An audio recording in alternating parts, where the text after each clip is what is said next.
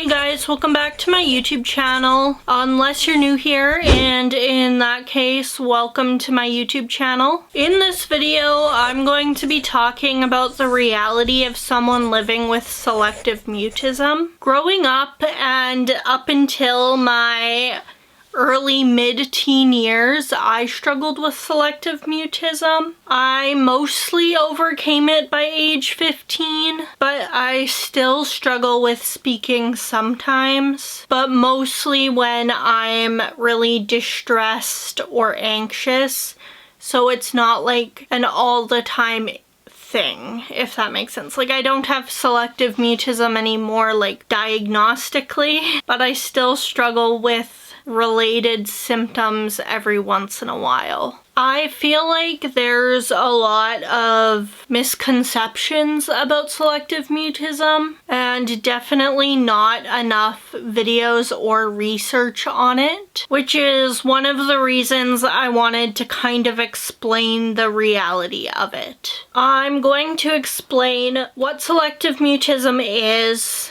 I'm going to discuss a few things that I experienced in my everyday life and how my life is now. Anyways, this intro is getting kind of long, so let's get into the video.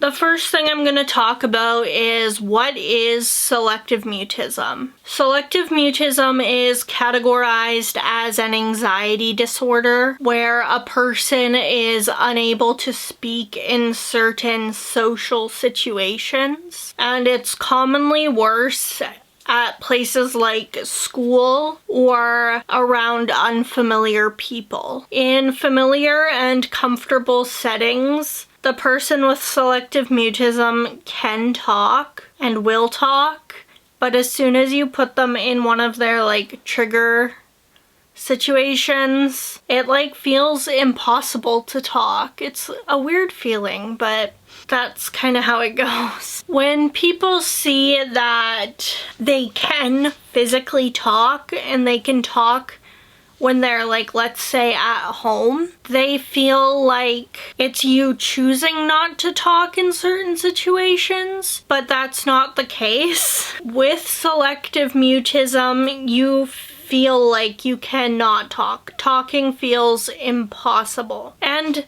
sometimes the name kind of throws people off.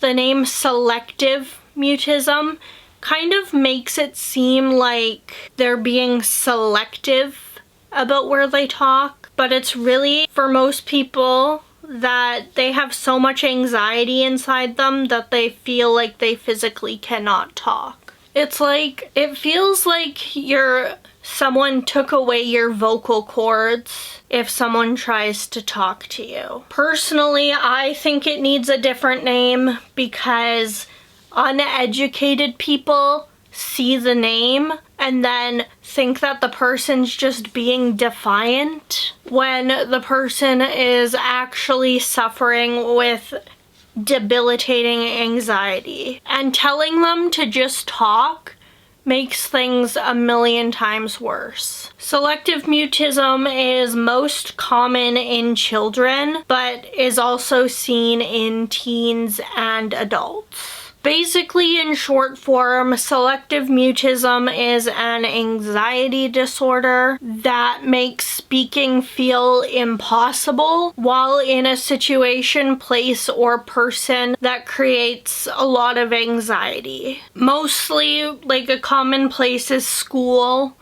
with people you don't know or with people that you're uncomfortable around. People that don't know anything about this disorder believe that it is selective and that it is a choice someone is making, but it's an anxiety disorder. It's anxiety induced. Not many people are aware of what selective mutism is unless it's come up in their life with either themselves or someone they know. I think I covered most of what selective mutism is. It's just a disorder that makes you feel like you physically can't speak when you have too much anxiety or you're uncomfortable. I don't know. It's really complex. I have a whole video on what selective mutism is. I'll add it in the description box or something if you want to check that one out. But let's start talking about how it has affected my life. Having selective mutism sucked. I had little to no friends, no one wanted to hang out with me, and I'd constantly be getting in trouble for not talking. When I was really young, I could talk at school, but the thing is, as soon as anxiety hit, I felt like I physically couldn't talk. Like it felt like someone took my ability to speak. If I got pulled out of class, got asked a question, or I had a question, things like that, I would pretty much just lose the ability to say anything. I couldn't talk. People brushed it off as extreme shyness, and that is very common for people with selective mutism, to just be told that they're extremely shy and that they'll grow out of it. But surprise, I never grew out of it. I had to fix it because they're like, oh, once you're like 10, you'll grow out of it. It's okay. Oh, once you're in high school, you'll grow out of it. It's okay. You'll grow out of being this shy. But I never did. And I would go to school, and I dealt with this till I was like 15 years old. Even after that, I was still extremely shy. So it's not something you can just grow out of. And when they say that you can grow out of it, it's like, no, it just got progressively worse. I stopped talking in public completely. Like, I'd only talk at home. I remember every first day of school, I would sit there and pray and ask that this is the year I learn how to talk. This is the year I am capable of talking at school. Did it work? No, because I had a disorder.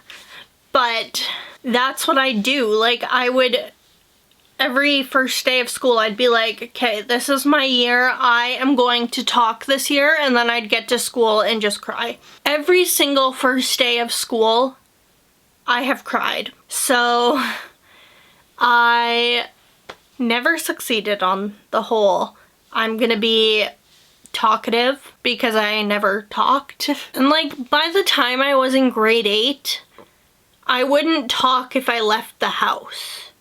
I wouldn't talk if there was someone around that I didn't know. I would like only talk with very close friends and very close family. I didn't speak to doctors, my psychiatrists, or at school until I was in like grade 10. And in 2018, I switched to online school. 100% the best decision I ever made. But in 2016 to 2018, I was in a school for people with like severe mental illness. And honestly, as someone who had selective mutism, I've been told this, most people think it's counterproductive to start doing online school on learning how to speak. I found it the opposite. That was when I got a job as a cashier and I had to talk.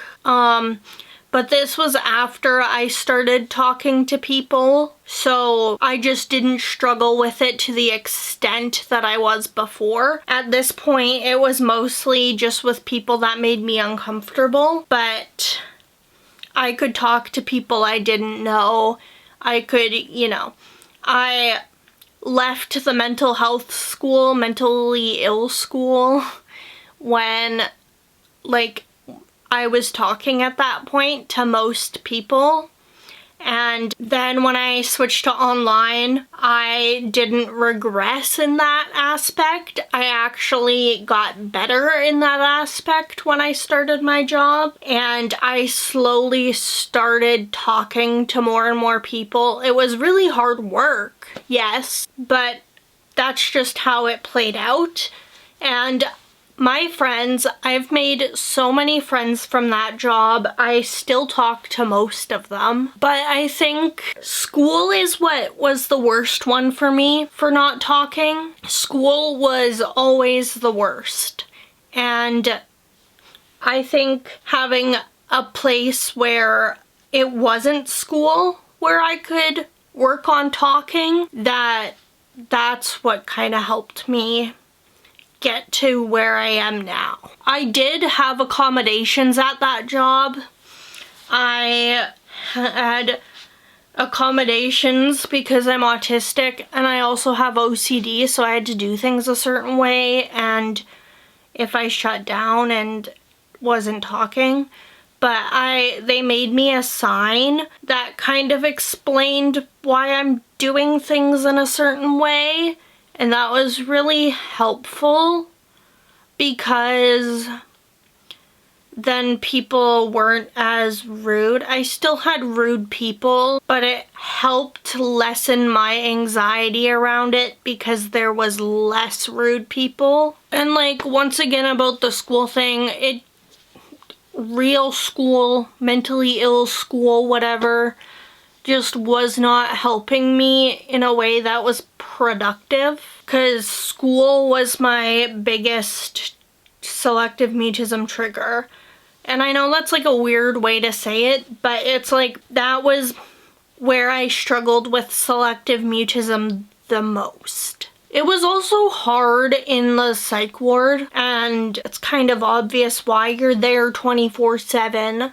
People are always watching you, so it's like really hard. Like it's basically like you go mute for as long as you're there. And that was my life. You have no phone. Well, in the kids one, we had no phone. Limited writing utensils and notebooks. Other patients and staff that don't know you think you're being rude. Most of the nurses, the first time I went there, said they've never really dealt with someone on the unit that had selective mutism. One of them told me when I first arrived, well, they didn't say this when I first arrived. We were sitting in the courtyard, and they said, when you first arrived, I thought you'd eventually start talking because I thought you were just really shy.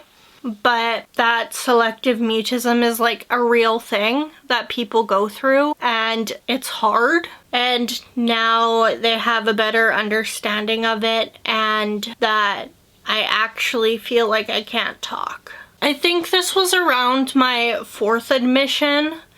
I started talking, and actually in the hospital was where I talked to people I didn't really know very well, or in a place where I was uncomfortable for the first time. And this was during this admission. I was trying really hard to overcome my selective mutism at that time. Like, I wouldn't talk often. I would get anxious and not talk, but I was talking sometimes, and that was improvement. I just ended up feeling kind of ready to try talking, and I think with selective mutism, I think if you don't feel ready to overcome it, it's going to be really difficult to do so. I think you need to get to a point where you feel like you could maybe do it. It's obviously you're not going to feel like, yes, I could 100% do it, but you want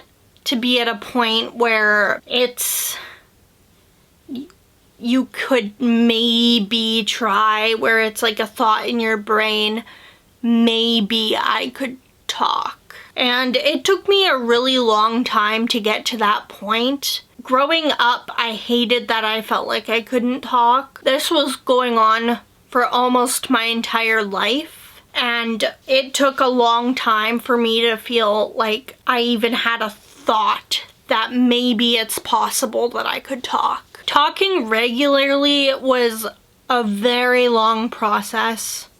It took a long time. Even after I started talking in like public spaces and stuff, it still took a long time to be able to do that regularly. And honestly, when I'm overstimulated or overwhelmed and anxious now, I still sometimes feel like I physically can't talk, and it's like silly situations that most people wouldn't be anxious about or stressed about, but I still do struggle with that sometimes, but not to the extent of my selective mutism diagnosis that I had. But for the most part, since I was 14, I talked sometimes, and by 15, I talked most of the time, and now I talk like 95% of the time, which is a huge improvement to where when I was either in the psych ward talking maybe 0.5% of the time, or when I was in school talking 0.5% of the time only to my close friends. Everyday life was just straight up difficult. Ordering food, being in stores, school, work, life, everything that happens, you're pretty much expected to talk. And when you have selective mutism, you are very aware of that expectation. You know you are expected to talk, and you know that you're not going to be able to. And it makes life so much harder. I just feel like selective mutism isn't talked enough about for people older than the age of like 10. In general, it's not talked about enough, but I think that anyone over the age of 10 has a hard time finding someone who has or is struggling with the same thing. It's just not talked about enough. My life now, I still struggle with talking every once in a while, but like I said before, the majority of the time I can talk just fine, excluding when I'm really anxious, really overwhelmed, and really overstimulated. I struggle sometimes, but I am no longer diagnosed with selective mutism. I think maybe when I was 15 they took that diagnosis away, because I had been talking more so. Overcoming selective mutism was really hard. It was a long process, and I believe you can only really do it when you have a feeling that it might be possible. You have to have that little bit of hope, because otherwise you're not gonna have the drive to maybe fix it.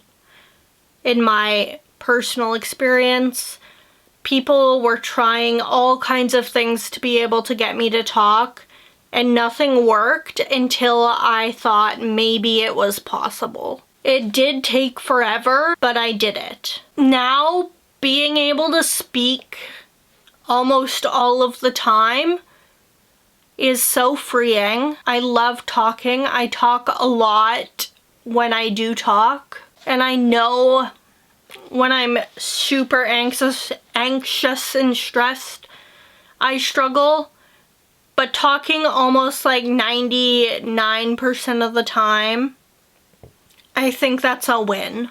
I just also wanted to mention, people honestly think selective mutism is stemmed from social anxiety. And that might be true for some people, but for me, I feel like my social anxiety stemmed from selective mutism. Because as soon as I was able to talk the majority of the time, my social anxiety drastically decreased.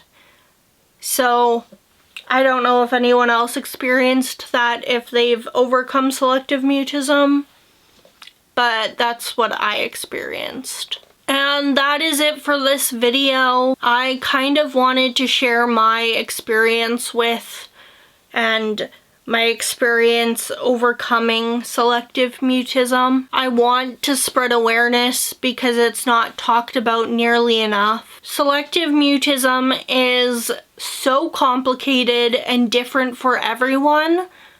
So if you have different experience, let me know in the comments. I just know for me it was super hard to talk. all the time because I was always so anxious and it was just overwhelming and everything overwhelmed me and I just felt like I physically couldn't speak in almost all situations. So everyone's experience will be different. People will be able to talk in certain situations where other people can't and vice versa. Anyways, like this video, comment on this video, and subscribe to my YouTube channel. Obviously, I can't force you to do that, but if you want to, you can. I'd appreciate if you did. Let me know if you guys want more videos on selective mutism. You can tell me that in the comments. You can also tell me other topics you'd like me to talk about. That is it. That is all. Bye, guys.